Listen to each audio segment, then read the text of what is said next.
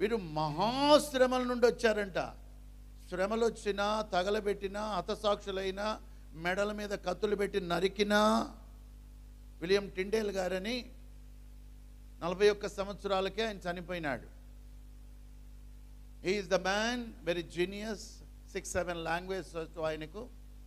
Hebrew భాషలోని బైబిల్ని, Greek భాషలోని బైబిల్ని ఆంగ్లంలోనికి తర్జుమా చేశాడు షార్ట్ పీరియడ్లో. తర్జుమా చేసినందుకు ఆయనకు మరణశిక్ష విధించి, ఆయన చేసిన తప్పేం లేదు, సజీవుడుగా ఆయన్ని కట్టెల మీద నిలవబెట్టి ఒక కొయ్యకు తాళతో కట్టి సజీవుడుగా చూస్తూ ఉండగా బ్రతుకున్న వాడిని తగలబెట్టారు. మహాశ్రమలు అంటే అటువంటి.